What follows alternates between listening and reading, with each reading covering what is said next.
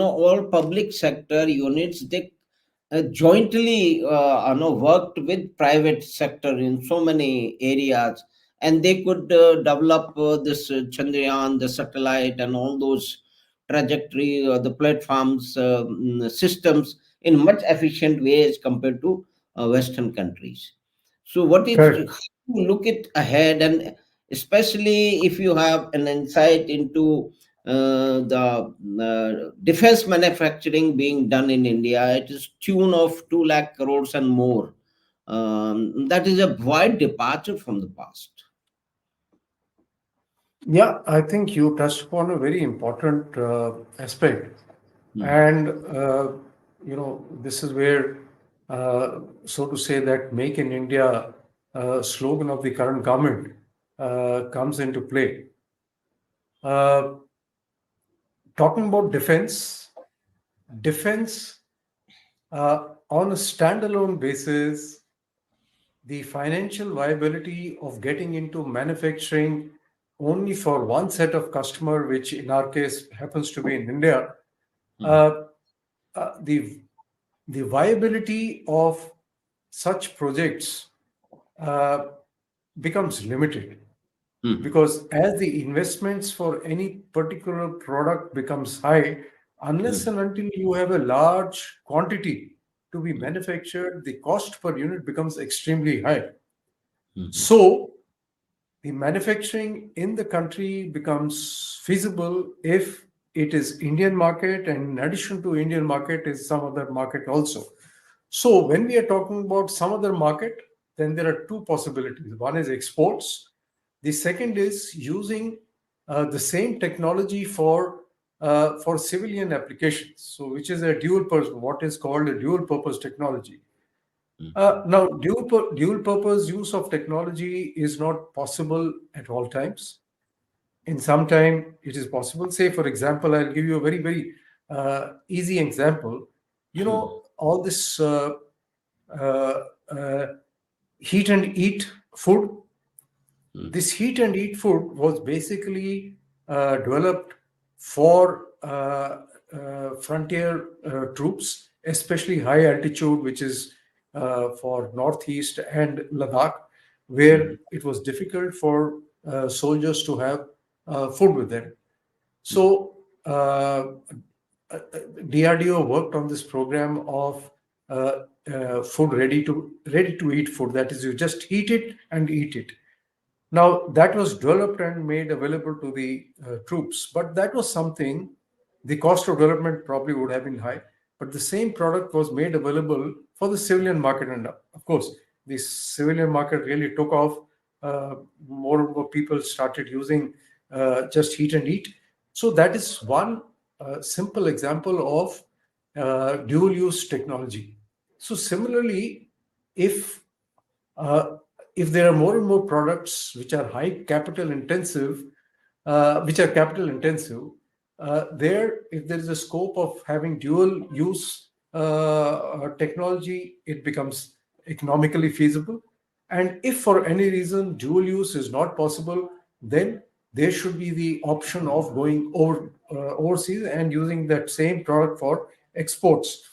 Now, both these things, as I see, is being extensively used by India, and that is what is to a great extent supporting this Make in India approach. All the defense products, all the programs, uh, they are being developed. Uh, that technology either can be exported. Say, for example, in case of missiles, you already have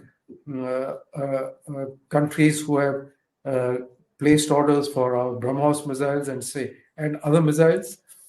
So similar uh, uh, products can be made in India for defense and then exported, or the technologies are for dual use. Also, what is being happening, which is a very, very big step, the defense manufacturing is being done jointly by the private and the public sector. Yes, L&T. yes. Hmm. Baba Kalyani is that Yes. Bharat Forge. Bharat Forge. No, Bharat Forge. Bharat Forge. So all these, now you have Adani Defense Limited or whatever it is. So you have many Tatas, Mahindras, all of Mhm. them have set up defense manufacturing arms. So with this public and private partnership, the scope of Make in India, the economic and the product development possibilities really expand substantially. And I'm sure this is a very I would say positive step being taken. And in the coming years, you will find India taking significant advantage by this approach. That's very important observation, and sometimes the answers are maybe known, but these things are not discussed.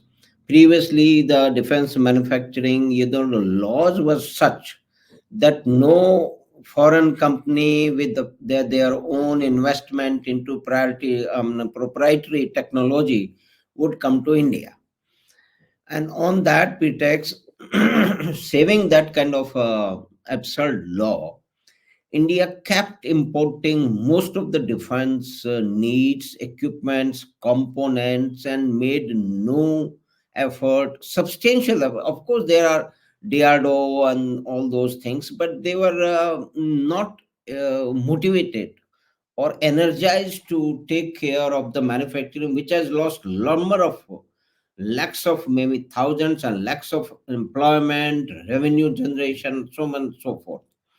So the example of the Brahmos you gave is an excellent example. Now we are exporting these equipments. So, in present context, the political leadership has decided to innovate and to let public sector unit perform better by having a better leadership. That's only possible when you have able leadership. It's not that Right. somebody connected to a politician is appointed a managing director or a director on the member of the directorship and all that. So, how do you see, is any area specific which you have been thinking which will make India grow faster? Beyond the automobile and engineering and space technology, of course. See, of course, my first-hand knowledge is very limited there, but yet I'm just trying to my these thoughts are based on Mm. uh, normal business experience and business sense which one has developed over the last few decades. Mhm. See, arms and ammunition, Mhm. that is an area which is of those involve high numbers, Yes.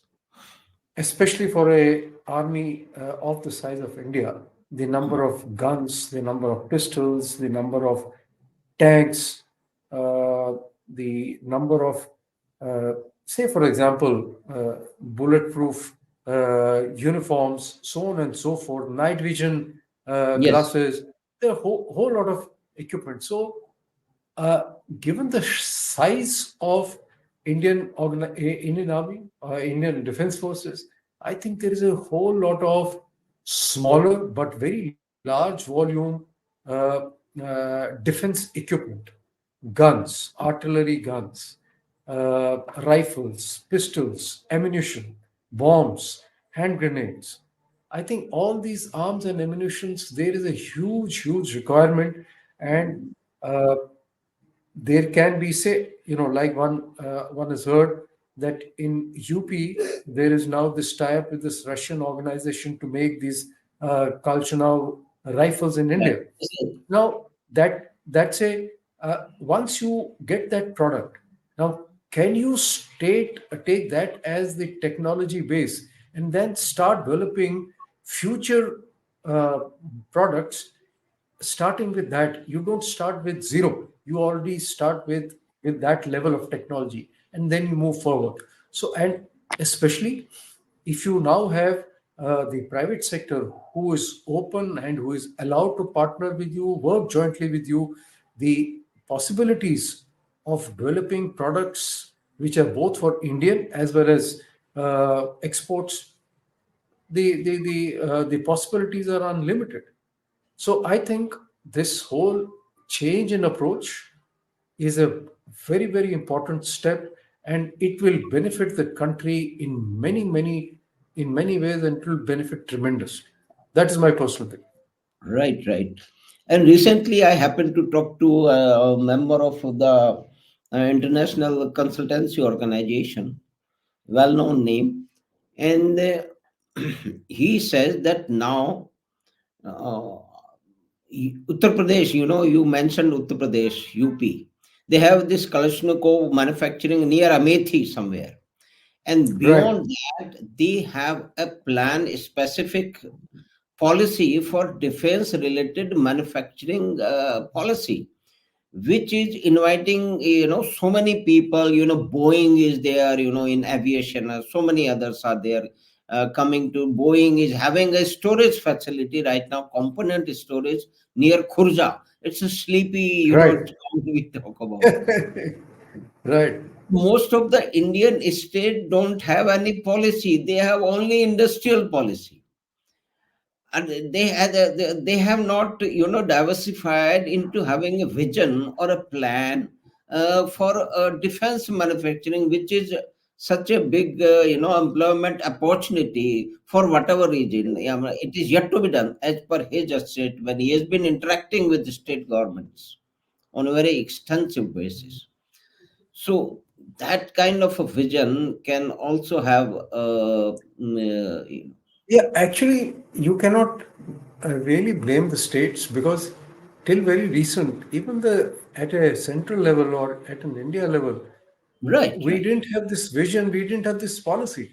And now that the government has announced this policy and it has shared this vision, that is how UP has taken cue from that and then developed its own focus area. And I'm sure other states will also sooner or later they will come out with their similar policies, because defense is one area which is a sunrise sector, and it is going to be a huge employment generation, both based on Indian requirement as well